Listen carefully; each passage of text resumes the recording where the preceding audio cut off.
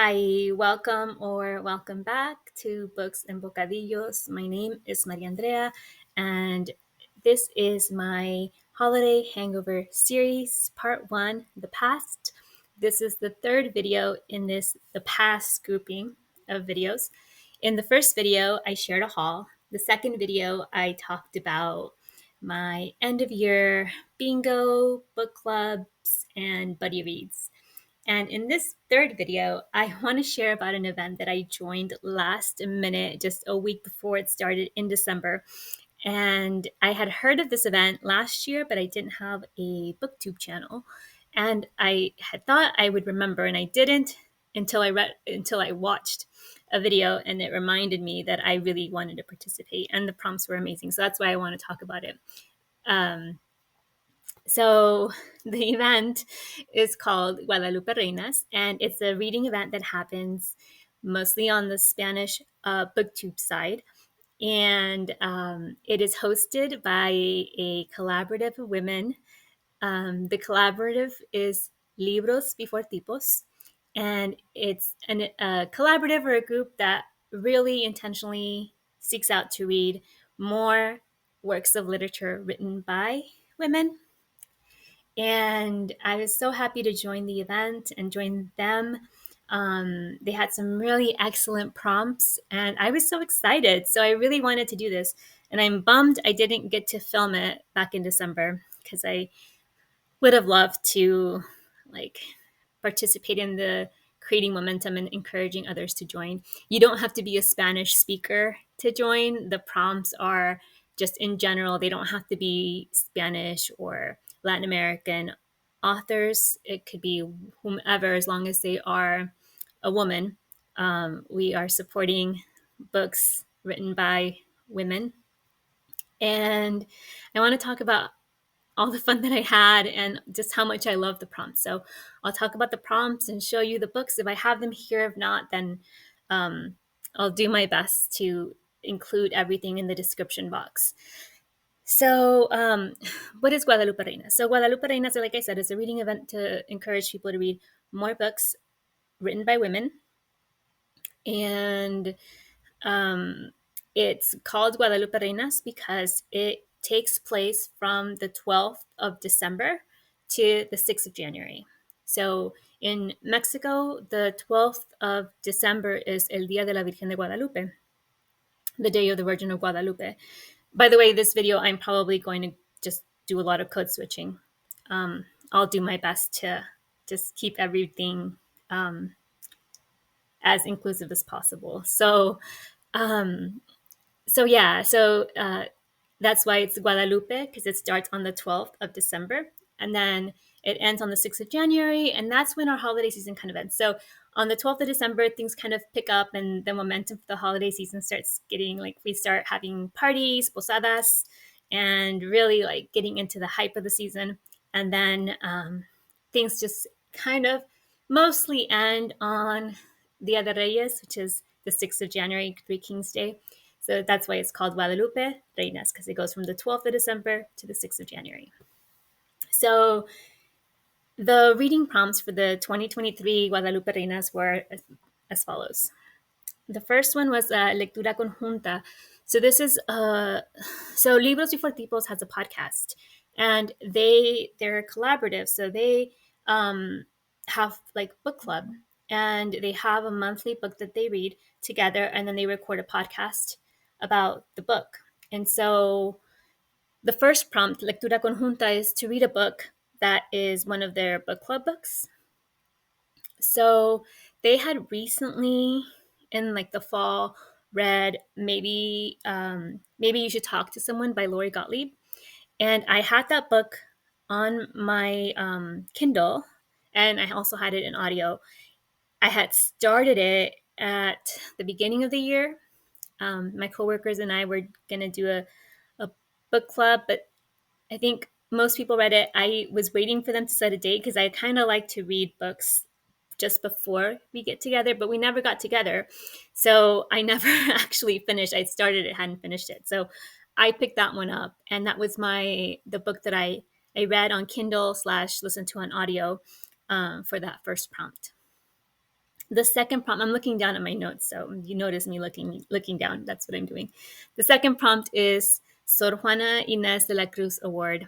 Sor Juana Inez de la Cruz is a Mexican writer, and she is mostly known for her essays, her poetry.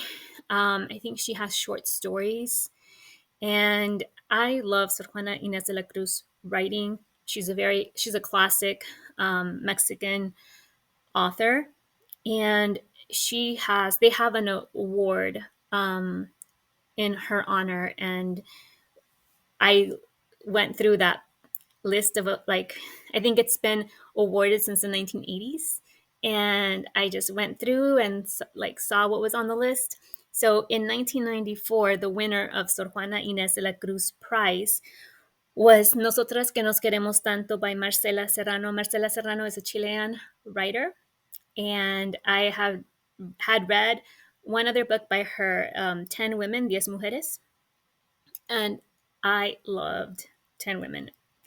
10 Women is a story about 10 women in a therapy group, and it's a beautiful discussion about the challenges that they each face. Each woman tells her story, and it's just a beautiful, beautiful book. I loved that book.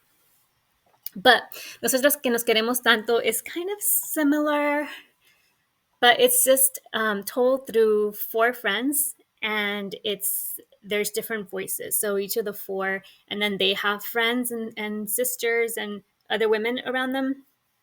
So it feels like catching up with your 3 best friends and going around the table and each telling your friends about what you've been through. It explores themes about marriage and sex and feminism and motherhood and politics and education and social constructs. And it's like like a really, really long coffee chat with friends, each taking their turn talking.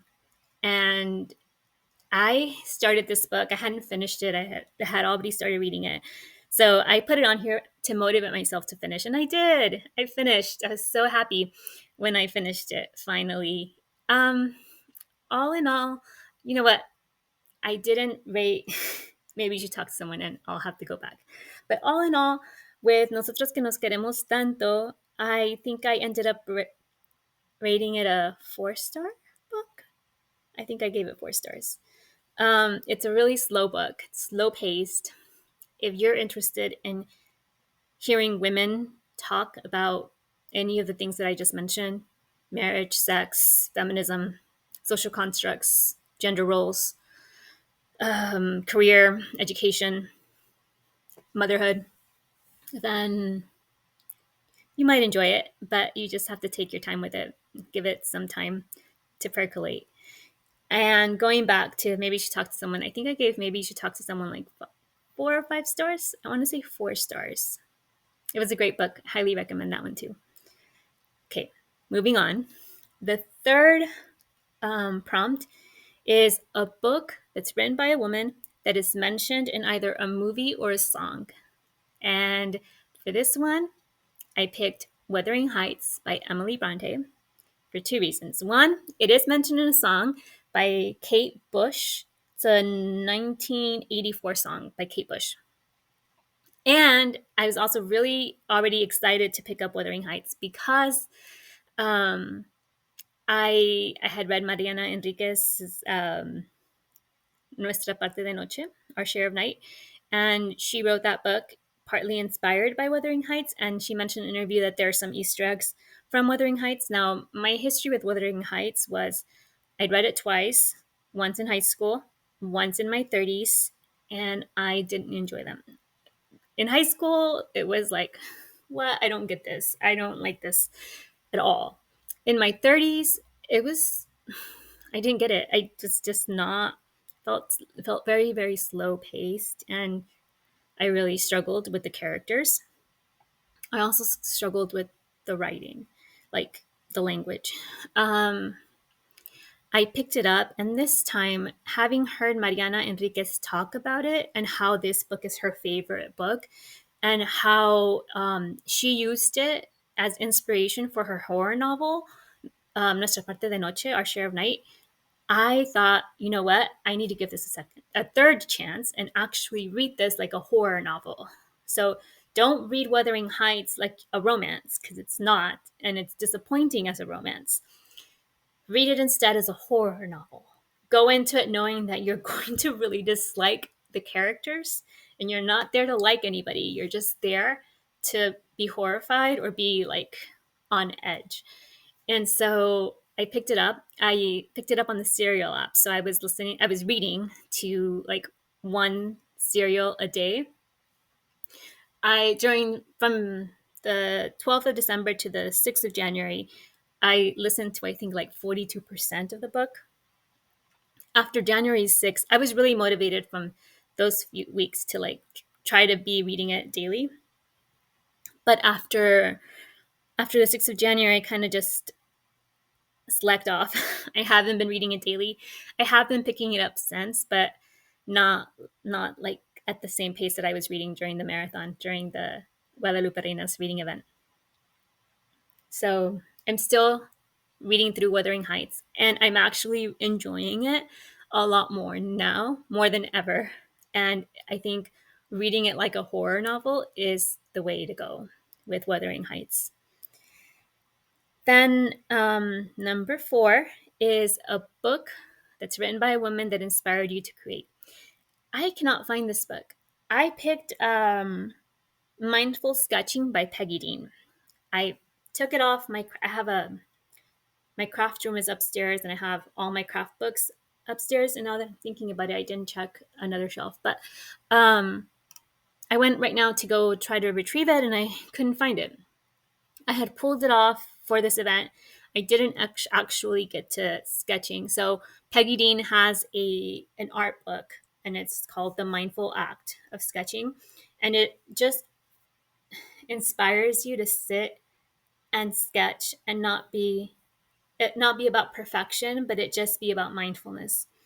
And I think that really spoke to me, resonated with me. I like art. I love to paint and draw, but I struggle because I'm very like I have perfectionistic tendencies, and it's really really hard to be an artist when you have perfectionistic tendencies, because you judge your art so strongly when you're a perfectionist, because you want it to be perfect. And art is not about perfection. Art is about expression. It's about having something to say. It's about just letting things flow out of you, letting creativity just like spill onto the page. And I was really wanting to do that. I really wanted to take some time to do like mindfulness sketching during the holidays. But my holiday season was so packed with like being under the weather, not feeling like really great, or having family or entertaining, or having like events, activities, things going on. Just so much. I went to the dentist twice in December. That should tell you, like, it was just one of those months. It was just crammed with so much. So I didn't get to do any mindful sketching, but that would have been my pick. That was a prompt that I didn't get to fulfill. Prompt number 5, Antología. So an anthology edited by women, written by women.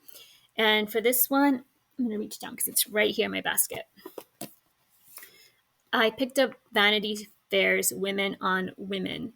And I told myself, like, for this is a big, big book. I wasn't going to get to do it all with everything that was happening during that time frame.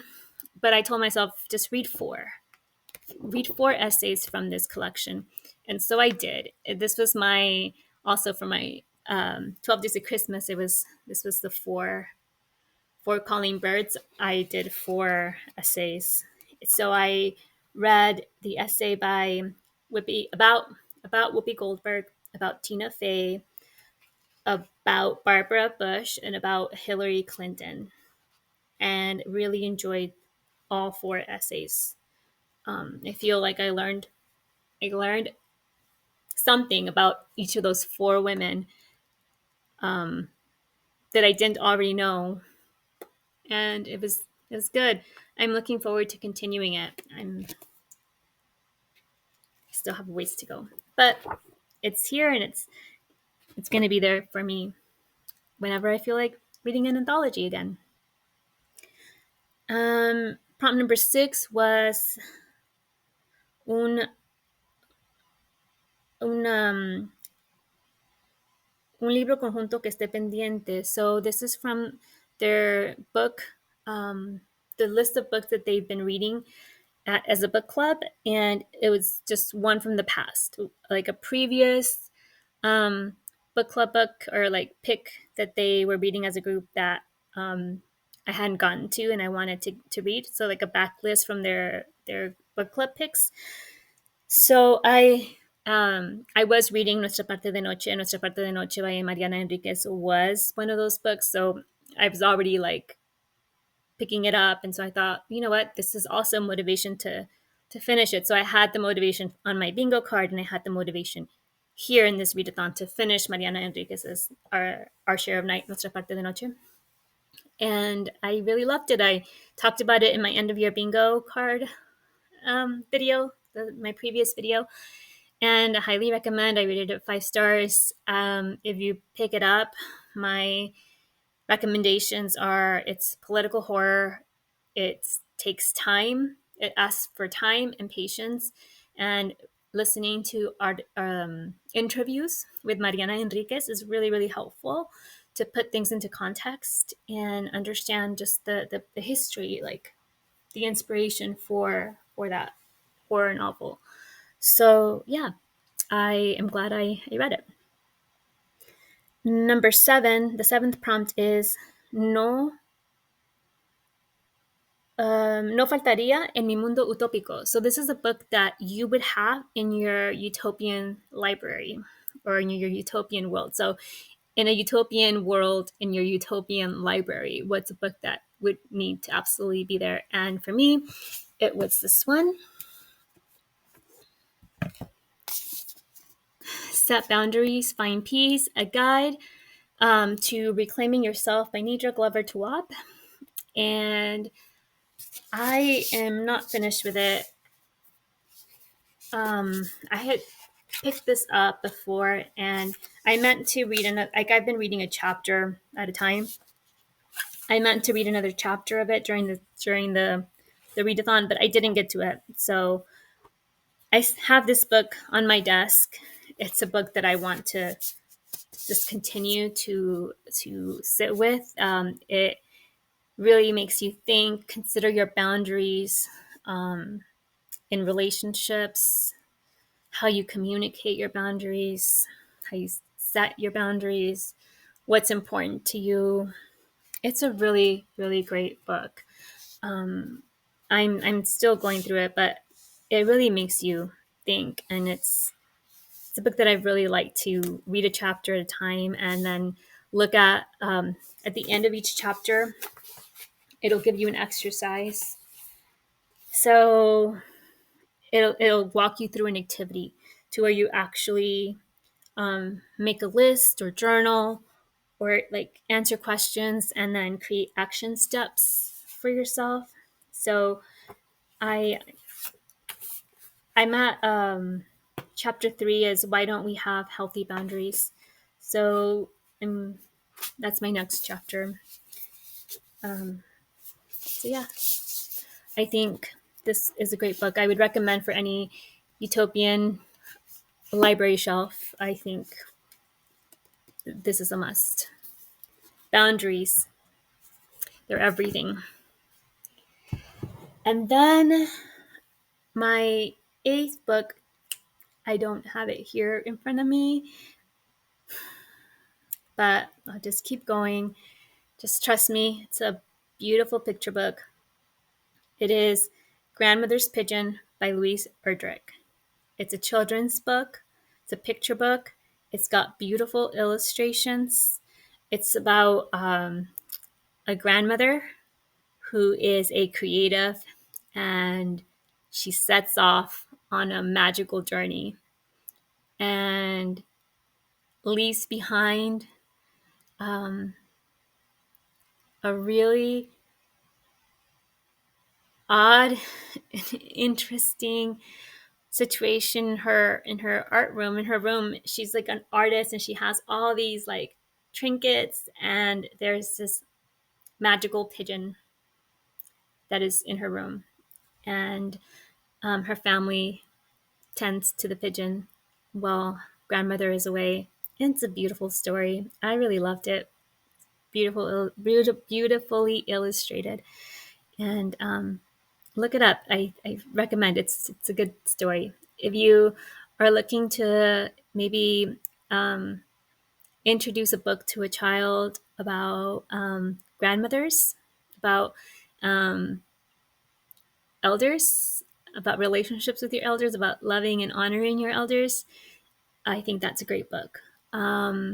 If you just are an adult like me that loves children's stories, I think that the love for your elders, the love for your grandparents, is just the major theme in here, and it's just full of magic and tenderness and love, and it was just right for the holiday season. Just and I was wanting to read about older protagonists, so it was a grandmother, and that was really fitting for what I wanted at the end of the year. So highly recommend Louise Erdrich. It's her 7th book she's published, and it's a children's book, and it is called Grandmother's Pigeon. Prompt number 9 is Alternativas de Organización Política y Económica. So alternatives in political or economic organizations, or organizing around the economy and politics. And the book that I picked is Invisible Women by Caroline Criado Perez. Invisible Women, I actually listened to on audio, and it was really good. It's about data. So it's about how women are invisible when it comes to data and research, and the gender bias in research and data.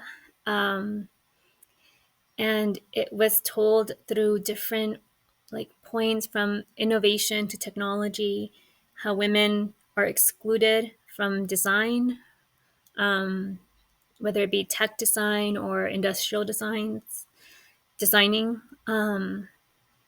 And yeah, it was really provocative in terms of getting you to think about how the world is run and modeled and engineered by men predominantly, and how oftentimes women's bodies or women's priorities are not included in how society is designed. And yeah, it was really something to consider.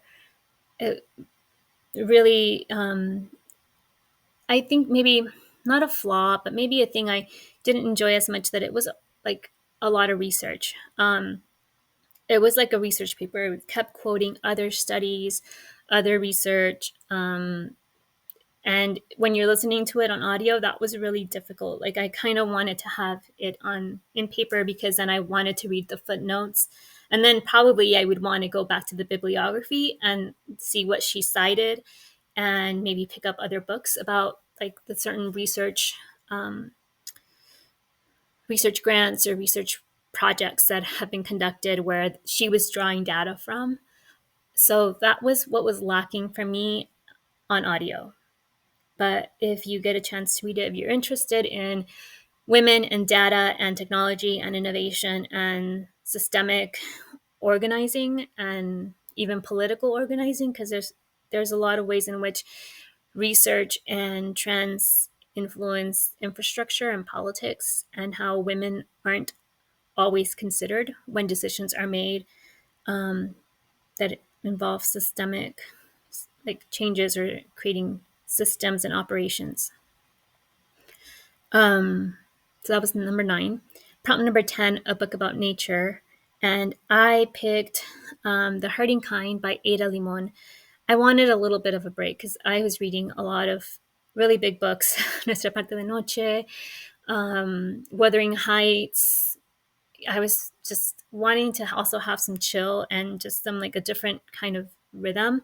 So I wanted poetry somewhere. And I had already referenced a poem from this collection by Ada Limon. And I picked it up because I like the way, well, one, the poems here are really inspired by nature. And the sections are by season. So season 1 is spring. So I for this reading activity, I went ahead and I decided to read all of the poems in the winter section of the book. So I read, I think there was 11 poems in winter. I think I may be wrong, but I think there were 11.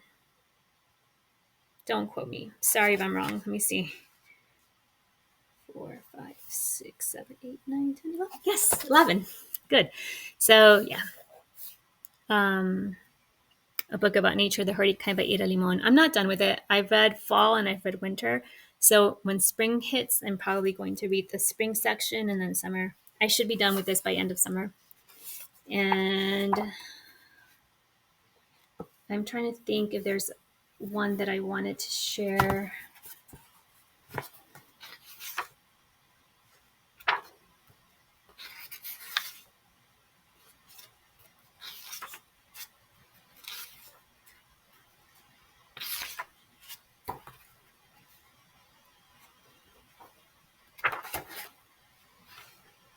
Yeah, I was like, this is fall. I was going through a section and I was like,